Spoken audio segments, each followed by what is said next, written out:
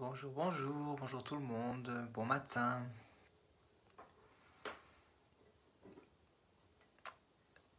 Avez-vous bien dormi? Êtes-vous prêt pour une nouvelle journée? Je l'espère en tout cas.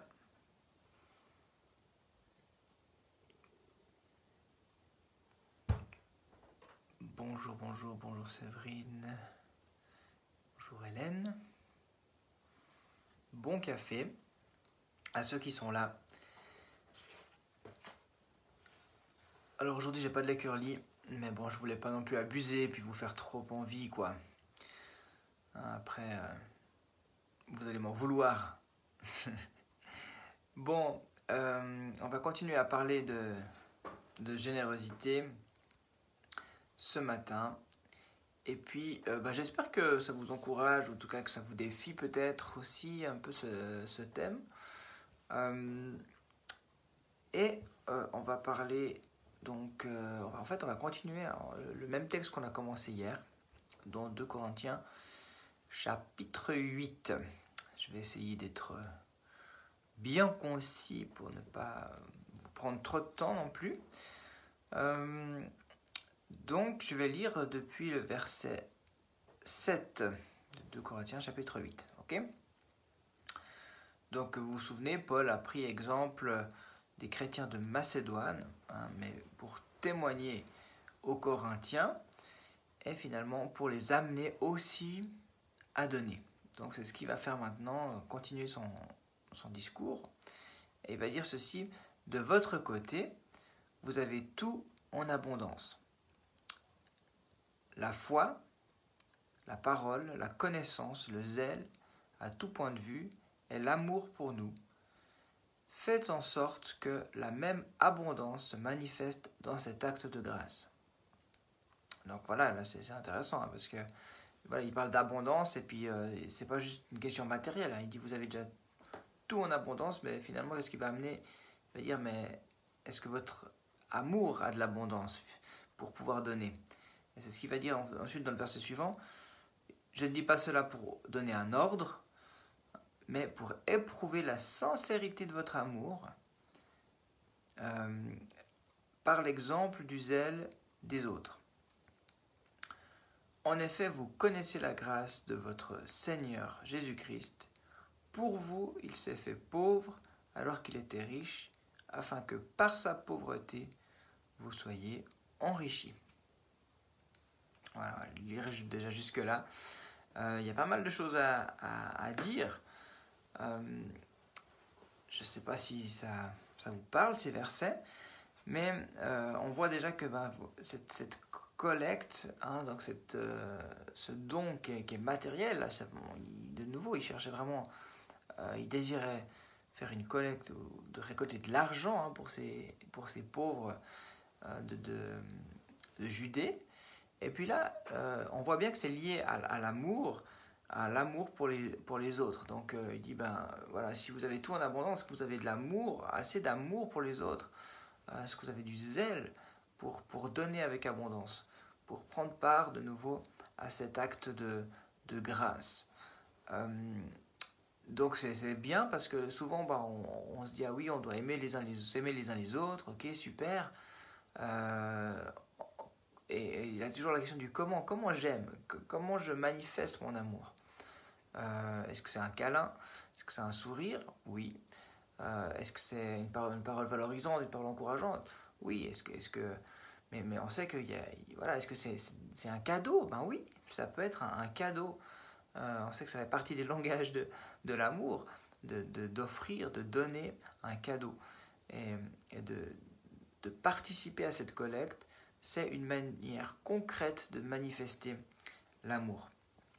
Je ne sais pas, il y a une citation que j'aime beaucoup de Joyce Meyer, si je ne me trompe pas, oui, je crois. Elle avait écrit un livre qui parlait de l'amour.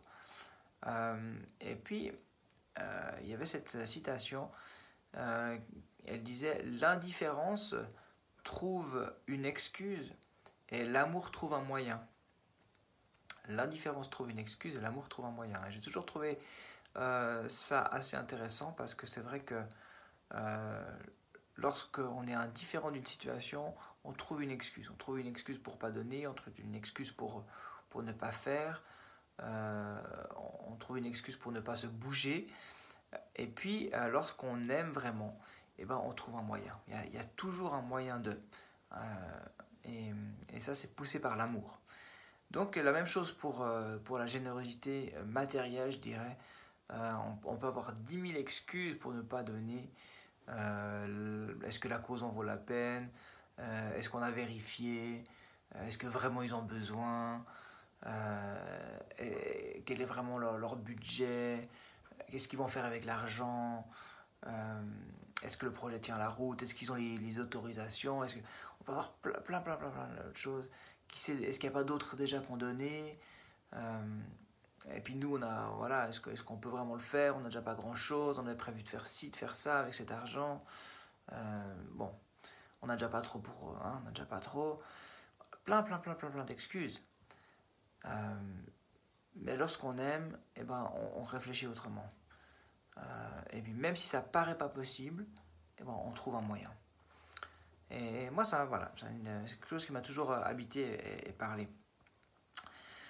Et je pense que c'est bien plus large, ça va bien plus large que par rapport à la collecte ou à l'argent, hein, si vous gardez cette citation dans votre cœur.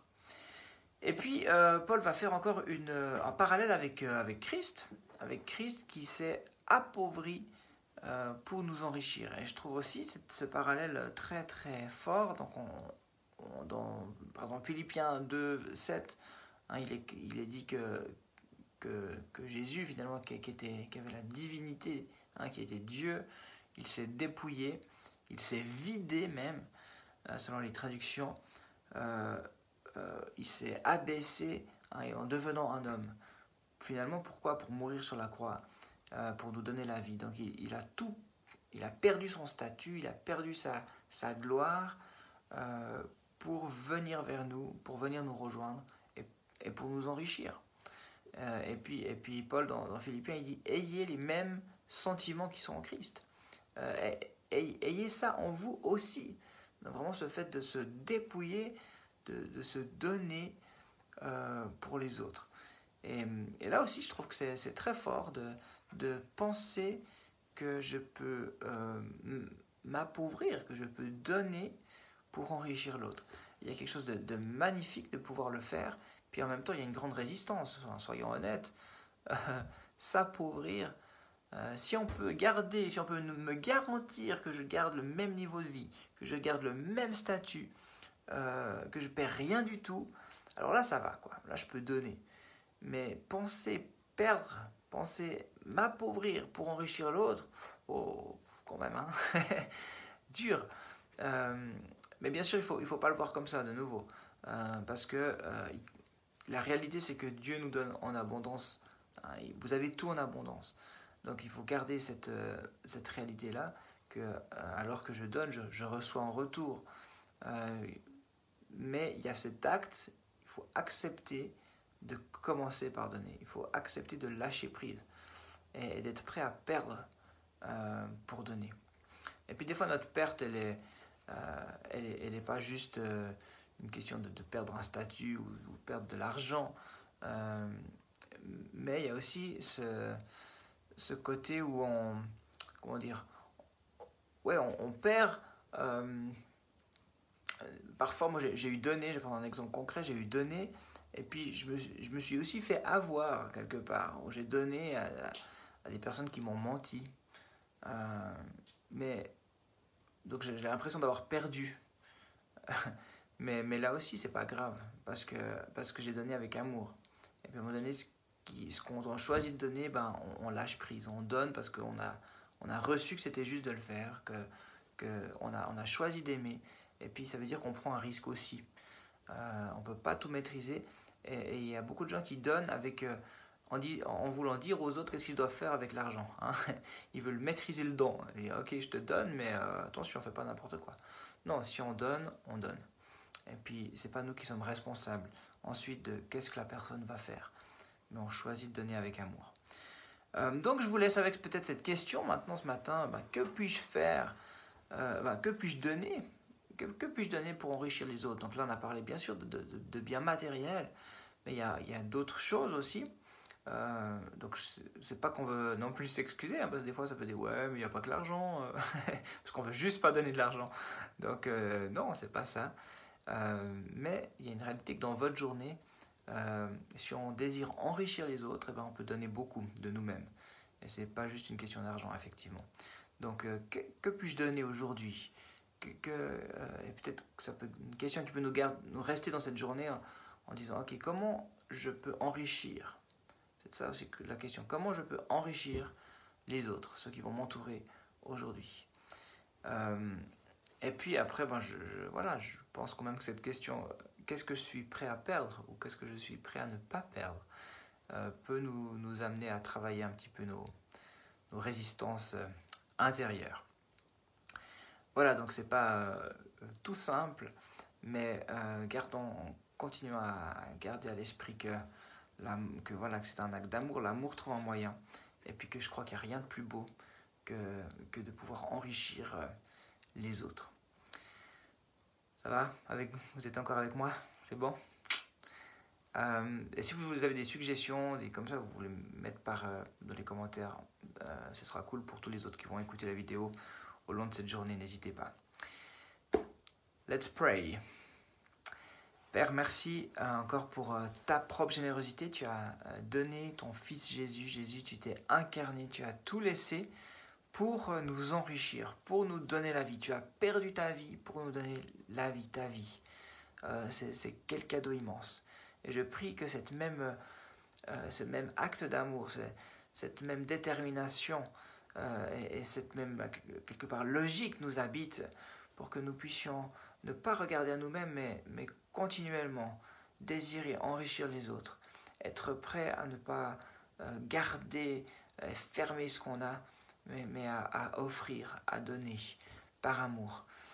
Seigneur, garde-nous d'être indifférents aux besoins ou aux gens qui sont autour de nous. Garde-nous de nous cacher derrière des excuses, mais déverse en nous par ton Esprit Saint l'amour, encore en abondance, en surabondance, pour que nous puissions aimer largement et répondre aussi aux besoins qui sont autour de nous.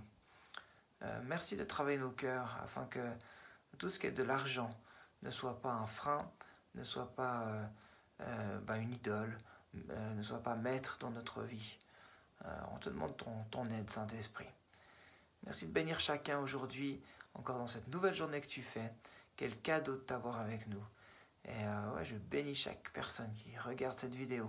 Tu viens les encourager. Ta parole nous dit aussi que tu ne permettras pas que notre pas chancelle. Alors merci de ta présence avec nous aujourd'hui. Dans le nom de Jésus, Amen. Amen. Merci beaucoup d'avoir été là. Je vous souhaite une excellente journée. Et puis, à demain, 6h30, 6h40. Ciao.